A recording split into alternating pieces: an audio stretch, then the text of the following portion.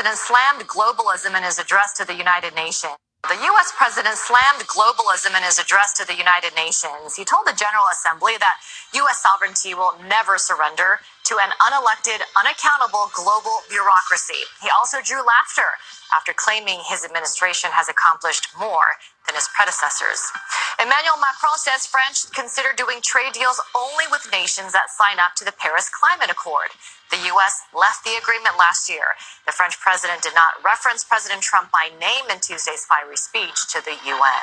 I shall never stop upholding the principle of sovereignty, even in the face of certain nationalism, which we are seeing today, brandishing sovereignty as a way of attacking others.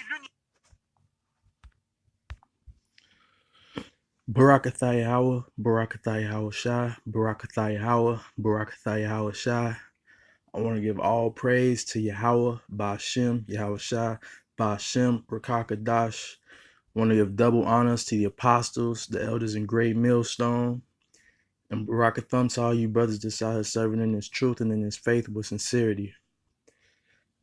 And I just played a clip from CNN, and they was talking about Donald Trump, talking about how no countries can do trade with them unless they're signed on with their climate deal.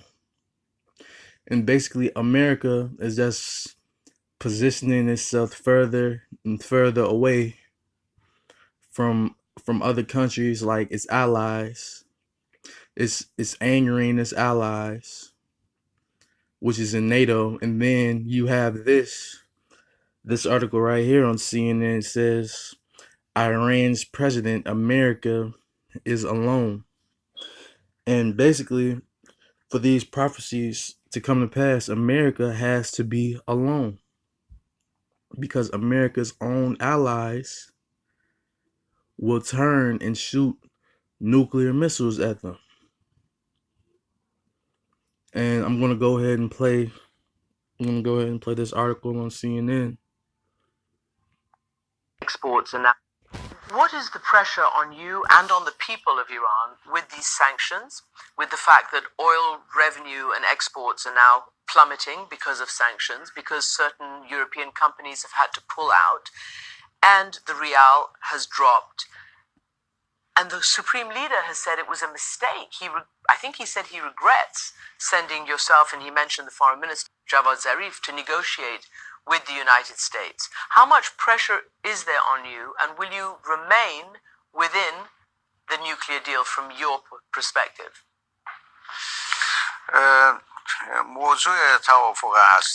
issue of the JCPOA, the nuclear agreement, until such time that our interests are secured, delivered within the framework of this agreement, we will remain within that framework. But if we do see that the 5 remaining countries in the agreement are not living up to their commitments, then we will have new conditions and new frameworks. Iran does not believe that it should unilaterally stay in a multilateral agreement. All of the sides who were signatories to this agreement have responsibilities upon which they must deliver, and the only party that thus far has committed egregious mistakes by exiting this agreement unilaterally and without cause is the United States of America. But certainly, the sanctions will bring pressure upon the people. Sanctions mean breaking the normal cycle of economic trade between firms and countries. And the United States of America, with all of its power, is seeking to disrupt these cycles of trade and economic activity. So, in the long term, the United States will not be able to continue these pressures. And these pressures will not, in the long term, bring America closer to her objectives. One thing is clear, that pressure is upon the shoulders of the people who seek to make ends meet, will be in a position to have to pay more for the same. So, the sanctions of the United States of America have only one effect, and that is pressure upon the daily lives of the normal people. in our nation, and this represents animosity and enmity from the United States of America targeting the people of Iran. And this is, then we say, therefore, that this is not a regime of sanctions that is targeting the Iranian government or system. It is targeting the people of Iran. And this is something that the Americans, unfortunately, only believe in. They say, not only we will target the people with sanctions and bring hardship to their daily lives, but we're also supporters of these same people. So this shows a disconnect between what they are saying and what they believe. The people of Iran do not believe these to be realities. They see the realities in their daily lives, and the realities clearly show that a country that wishes to deal with us, or a firm that wishes to invest in an infrastructure project in our country, build roads, build railroads, develop port facilities, the Americans come in and they bring pressure upon that firm or that entity in order to stop that project. So they are against progress in Iran. They are against advancement for Iran. So this does not benefit the United States of America. It does not benefit Iran nor the region. History will judge that the United States of America at this juncture made a big mistake. Do you have faith, do you believe that the European governments and all the other signatories to this deal are trying very hard to save it and trying all sorts of different mechanisms to save the deal? Do you have faith that they can do that and that you can stay in the deal? Thus far, the European countries, as well as China and Russia,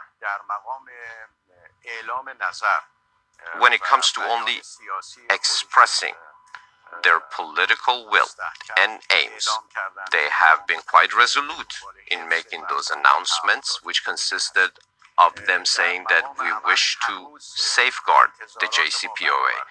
But in reality, in a tangible fashion, our expectations have not been met. What the Europeans announce, what they say today, if they can put it into practice, of course the JCPOA will remain as such, and we will be able to, without the presence of the United States of America, continue with this agreement. President. And this is Revelation 17, verse 16. And the 10 horns which thou sawest upon the beast, these shall hate the whore. And the whore is Babylon the Great. And you could see it just now at the United Nations when Donald Trump was talking about his isolationism, basically making America alone, which the Iranian president said America is alone. And this scripture speaks about how the 10 horns, which is right now are basically America's allies. And the 10 horns which thou sawest upon the beast, these shall hate the whore. And they're hating America right now because of the things that Donald Trump is doing. And shall make her desolate and naked. They're going to make her desolate and naked with those nuclear ICBM missiles. When they shoot those nuclear missiles over here into America. And shall eat her flesh and burn her with fire. And that's what's going to happen. So that's all I want to go into on this video. I want to give all praise to Yahweh, Ba'ashem, Yahweh Shai, Ba'ashem, Rakakadash. I want to give double honors to the apostles, a great millstone. And shalom to the hopefully elect.